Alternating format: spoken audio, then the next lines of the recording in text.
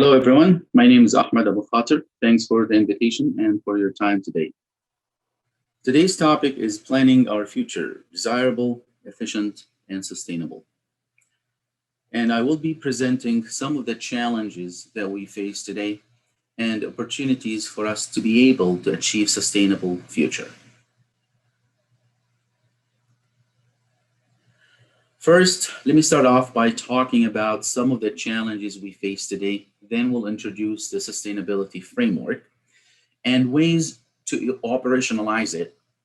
We will provide a few examples of how technology can help us in making the right decisions for our businesses and communities, including smart land use planning, wildfire prediction and mitigation, and planning for and responding to natural disasters, particularly hurricanes and wildfires. So let's get started.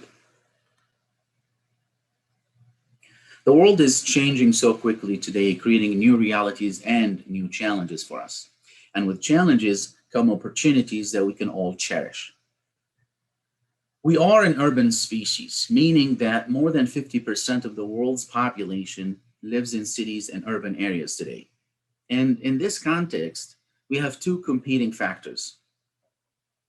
We have the natural world and its sensitive resources, and we also have the human footprints and its expanding population.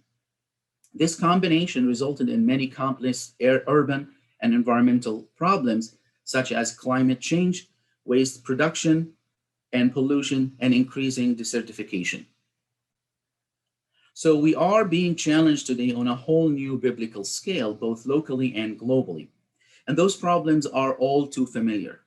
We have exponential population growth, social and environmental conflicts, air pollution, climate change, urban sprawl, and the list goes on and on. This rapid urbanization and population growth, as well as the way we plan and design our communities, created unsustainable urban patterns and what we call sprawl. Because of the over-reliance on cars for commute and the way we design and build our environment, we also have new chronic diseases that are distinctively associated with the 21st century, such as heart disease, diabetes, obesity, asthma, and depression. And as you know, we now have the COVID-19 pandemic that spread so fast and created a new economic reality around the world. This impacted us in many communities and at all levels of government. It changed consumer behavior, it altered employment markets, and it created new competitive patterns, and it opened our eyes to a whole new norm. So what do we need today? We need a future that doesn't just simply happen to us, but rather a future that we shape and define today. We need a greater knowledge and awareness. Knowledge of our environment and our relationship with it, and awareness of how to protect its valuable resources through conservation of nature. We also need efficiency and sustainability and policies that promote energy efficiency and low carbon energy. We also need comprehensive planning that takes into account all key aspects that impact our existence. To do that, we need collaborative action by involving all parties and fostering a shared vision and being able to translate this vision into concrete action. We've heard all of this before, by the way, and people always verbally champion these lofty ideas. But until we incorporate this understanding into everything that we do, this will continue to only be a good talk. And so we need to do something about this today. This is the sustainability framework, the three E's, or the triple bottom line: the environment, the economy, and equity. We need to strike the right balance between the socio-economic and environmental issues to make sure that our actions are economically viable, environmentally sustainable, and socially equitable for everyone, not only today, but also tomorrow and for the future generations. Technology can certainly help by connecting people, places, and things. On one side, we have the technology centric view with big data, software, and hardware. But we also have the technology enabled side of things with all kinds of business activities, operations, and workflows that we also need to streamline and optimize. This is an example of how technology can help us make decisions that can either be environmentally friendly to enhance sustainable and effective growth management or not. This area is Urbana-Champaign in Illinois. And the task here was to determine best locations for new low-density residential development. So we use this set of criteria to conduct the analysis. We want it to be within the municipal boundaries. We want it to be close to the transportation network, close to school, clinics and other facilities, close to parks, away from industrial site, airports, and try to avoid agricultural and forest land. But how much do we need to be far away or close to these areas determines our interests and our preferences. By assigning different weights and values to each individual factor, we can reflect our preferences, whether we are concerned more with protecting the environment or economic development goals. So as you can see, this will impact the outcome of the analysis. Over here, we have the developers or the economic view, and the next one over here represents the environmentalist view, which is obviously more conservative in allocating land and resources to accommodate this future growth and land use demand. So as you can see, technology doesn't really make decisions for us. It enables us to make decisions, and the result primarily depends on how we approach it, whether we are economists or environmentalists. And we obviously use those two extreme scenarios to illustrate this point. And the point is, our action today will impact what tomorrow will look like.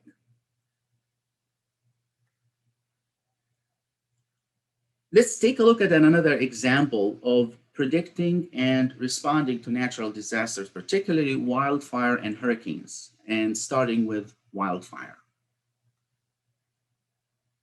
This is a map of Travis County and the city of Austin in Texas. And our goal here is to model wildfire activities and fire NATO potential, which has three main ingredients: weather, fuel, and topography.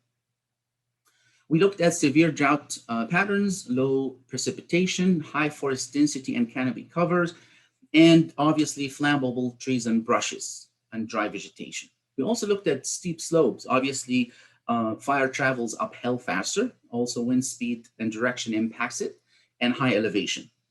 Other factors we considered are high fire ignition risk as a result from transportation and historic occurrences as well. We looked at high population densities, poor access, and low fire suppression capacity, which we will talk about in a second. So we conducted this analysis, which is very significant and very involved. So we're not going to go through all of the pieces of the analysis, obviously, today, but I would like to point out three major points here, particularly showing in these three circles over here, starting with the first circle, which is fire combustibility and propagation, which basically means how fast fire starts and how fast it spreads. We started out with the vegetative coverage on the land use map, showing the red areas over here with the city of Austin, as you can see, the urban core of the area. And we translated those land uses into service fuels, showing how flammable these materials are, starting with most flammable grass, short grass, timber, tall grass, brushes, all the way to non-burnable or barren water or urban areas, as you can see here in the gray area.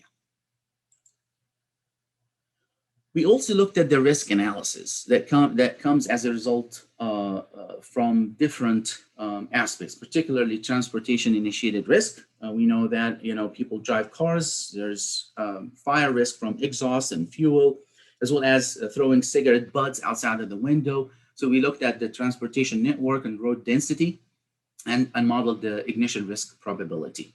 We looked at also historical fire occurrences risk. People in the past calling 911 and reporting a fire. And we looked at the lightning strikes initiated risks, fire resulting from lightning strikes and the probability and density of that's happening in the future. We also looked at the fire suppression capacity for this community, and we looked at the three factors: emergency response time based on the location of the initial dispatches locations, as you can see here in this map shown in green, as well as the major road networks. We modeled that road network in the area, and we conducted a network analysis based on a 10 to 15 minute response time. And we showed over here, you can show the green areas showing, that those areas are within 10 to 15 minute response time. We looked also at the initial dispatch location density. And finally, we looked at the fire containment potential, or what we call dry hydrant proximity, which is how close are we to a road or to a street, to a river or to a stream, because those elements act as buffers and barriers that would prevent fire from traveling from one side of the road or the river or the stream to the other side. And we combine all of these factors into this fire suppression capacity map that shows the green area has relatively good fire suppression capacity, red areas not so much. Okay, so as you can see, we utilize GIS-based multiple criteria evaluation, and we use numerous factors that were consolidated into these criteria that were also weighed and combined into one layer representing wildfire susceptibility index in this area. So this map, not only does it show the risk of the fire happening, but also the probability in the future, in addition to the magnitude of impact, because we looked at the human capital, the population centers, and the critical infrastructure, and the proximity to the urban interface. And so with the help of working with the community, we actually assigned weights to those different criteria, to the evacuation potential, critical infrastructure, human capital, fire suppression capacity, fire combustibility and propagation, and fire ignition risk. And we came up with this map that shows red areas are more susceptible to wildfire in the future. And as you can see, here's a 3D image of it. And so by knowing the population at risk, we will be able to determine where to allocate resources more efficiently and effectively. Also knowing areas more prone to fire risk, we can avoid those areas when we plan for our future growth in this particular region. Okay, let's take a look now at a different type of natural disasters, Hurricane Harvey. Hurricane Harvey happened in 2017, and it hit the greater Houston area. So let's go ahead and take a look at this video.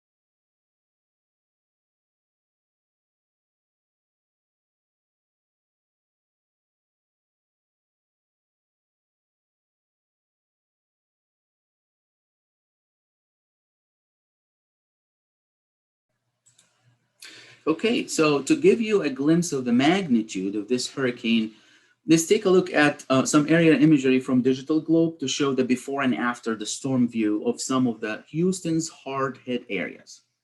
This area, as you can see, south of the greater Houston area, this is the before and this is the after. You can see the area is primarily submerged underwater. This is west of Houston. Most of this community has been submerged as well and impacted. Another view. You can see it's pretty much covered with water. So we wanted to understand the history of hurricanes in Texas. And Texas area has been susceptible to extreme hydro events. So we needed to plan ahead so when hurricanes strike, we are ready. We also engaged the community, both as in informing them and empowering them with the right information. And we used participatory planning and collaborative decision-making process. Instead of planning for people, we actually moved to planning with people. And to do that, we created planning areas delineated by watershed and basins, and we analyzed each planning area and held workshops and open houses in all of these planning areas to engage the public, empower them, inform them, and involve them in the process.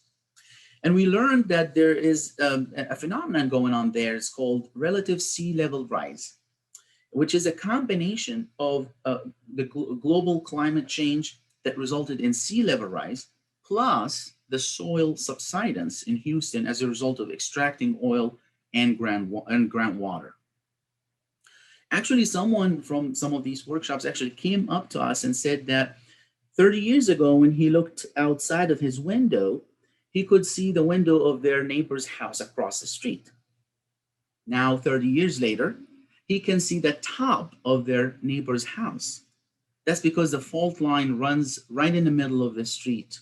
And this really shows how severe the soil subsidence problem is in Houston.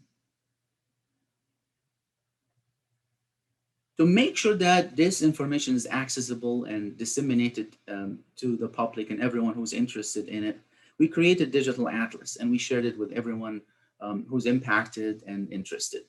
And this digital atlas has multiple data sets, including coastal hazards, communities, growth and change, water quality and public health, information about fish and wildlife, public access, recreation and tourism, parks and natural areas. We also generated what-if scenarios to understand the impact of the different storm surges on the community. And so you can see here, we looked at the area of impacts here in red, from isolated with category 1 to moderate, category 3, and extreme impact with category 5. And we also looked at the impact of these hurricane storm surges on the infrastructure and the structures of the area, as you can see on those 3D renderings on the left side of the screen.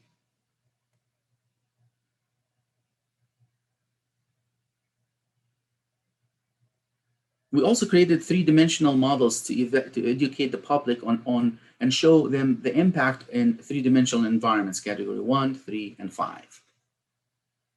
We modeled the different impact zones in relation to critical infrastructure and population centers. We modeled where the population is, where the major public facilities, particularly hospitals and shelters, which are very important in the evacuation process, in relation also to the transportation network.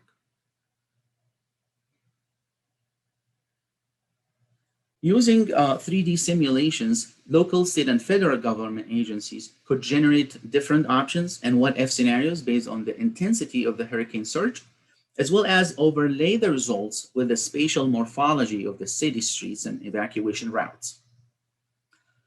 This helps identify areas of impact as well as neighborhoods that are most likely to be affected by the storm and get flooded, lose power, or experience road closures following hurricanes. There are lots of fallen trees, broken power lines, debris, and fallen streetlights. And these things can hinder the work of the emergency crew and the evacuation of the stranded population. So it's important to model them and model the evacuation routes. This analysis helped emergency operations centers and these communities create a multi-modal emergency and alert system. GIS powered the data and insight to identify flooded areas, damaged properties, structures, closed road, as well as a list of people and addresses impacted. All of this helped in identifying areas of impact and alerting people of the danger and the evacuation routes. By identifying these roads and creating alternative evacuation routes before disaster strikes, communities can ensure that help arrives quickly and residents are evacuated in an orderly and timely fashion. Identifying these communities at risk can provide adequate early warning system to residents prior to disaster and allows the government to reach out to these communities using the reverse 911 systems, alerting them of the danger and pointing them to the safe routes. This integrated operational GIS systems with this end-to-end workflow can create a common operating picture to deliver high quality location-based services to enhance the field operation and the field operational efficiency and the office strategic planning. This technology can support all aspects of the operations from the office to the field and from the suits all the way to the boots, from planning, mapping, analyzing, executing, all the way to the operation. And once we get to this point of understanding of our environment, as well as our responsibilities that will drive discipline, implementation of best practices and environmentally friendly decisions and activities, we will be able to operationalize the sustainability framework. And this ultimately helps us plan and design our communities better so they are desirable, efficient, and sustainable. And with that, I'd like to thank you very much for your time, and I hope you enjoy the rest of the conference.